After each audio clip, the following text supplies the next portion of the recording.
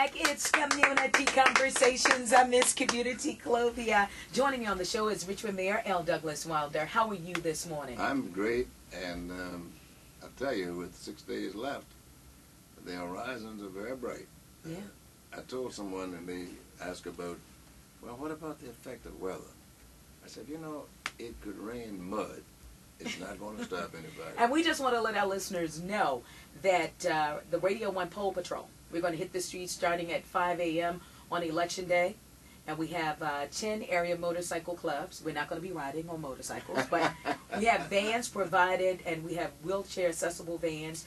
We have seniors on Churchill taken care of with the van. So if our listeners do need a ride to the polls, and we're not talking about if you live across the street from the poll, give us a call at 345-4111. And, you know, I didn't say it earlier section. I like to say it now, though, and I know you've stressed it. Vote early.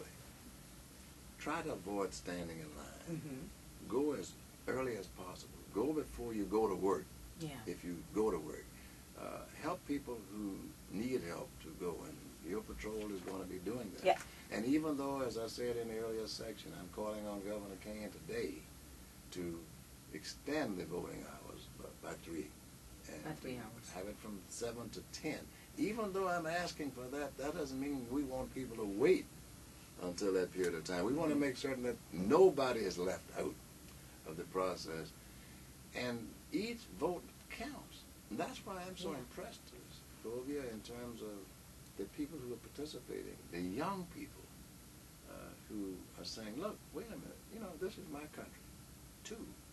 And I can make a difference, and I will make a difference. I'm very impressed with it. I am too. And I want to stress them to our listeners, if you're a first-time voter who registered by mail, we want to make sure when you head out to the polls on Election Day that you have some form of ID, a current photo ID. If it's a driver's license, it's an employment ID, student ID, or passport, you'll need just one. And if you don't have that ID, that current ID with you, bring a statement of you live where you live or a bank statement. Yeah, but show we want something. you, show something. We want you taken care of if you registered to vote by mail, because if you registered to vote by mail, you didn't send any form of identification with you. We're trying to also make certain that we have order at the polls, that there is not disruption. We're going to have our sheriff's department and our police officers out there to assist, to make certain that our security is made certain that if you have to leave the line because of need to go to the restroom, you don't lose your place in the line. Mm-hmm. And we want to accommodate that so that we even may have restroom facilities brought to certain heavy polling places. The more important thing is to bring comfort and enjoyment, mm-hmm. as well as relaxation to the voting process. This might very well be the beginning of a new attitude toward voting, to make it easier, to make it more accommodating. New nation order, new world order. A new world order, you're absolutely right. And speaking of new world order, right. According to this election, has the interest of the world. Oh my goodness. And here,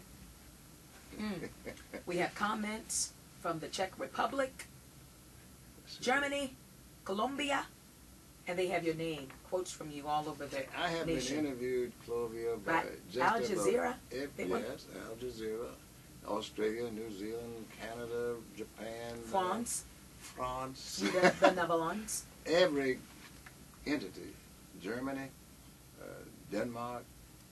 They are very concerned because they say, look, you were the first African-American governor some 19 years ago. What do you see now? And I say to them, I see, and I saw then, this possibility coming about.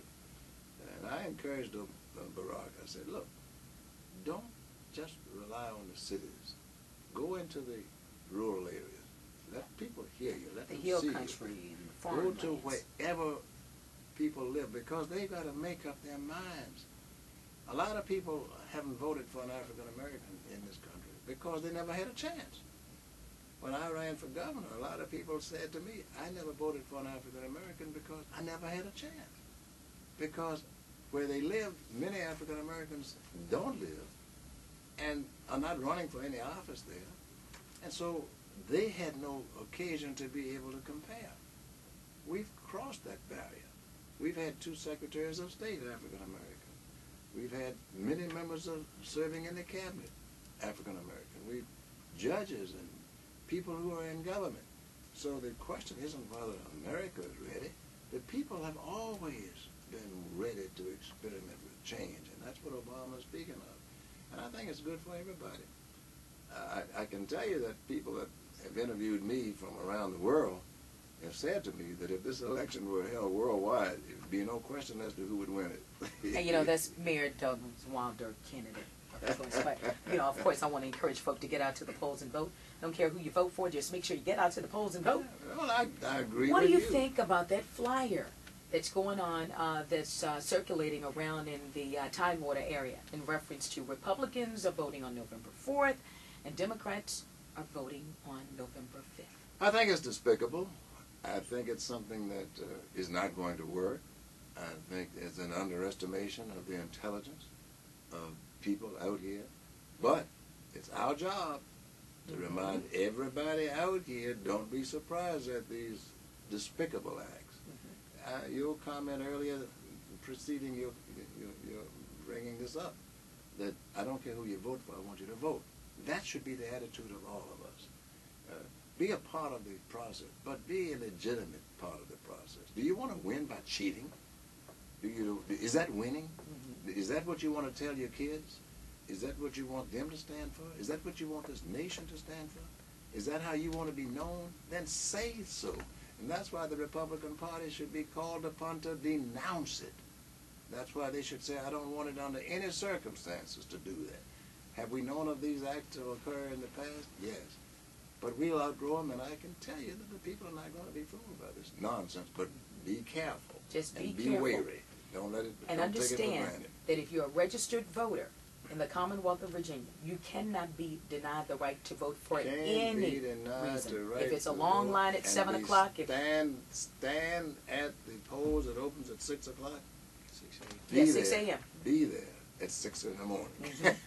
And then if we don't get that extension, hopefully we do, that Mayor Doug Wilder is requesting of Governor Tim Kaine, if you're in line at 7 o'clock, you have the right to vote. You cannot be turned away. No one can deny you or tell you, well, the polls are closed.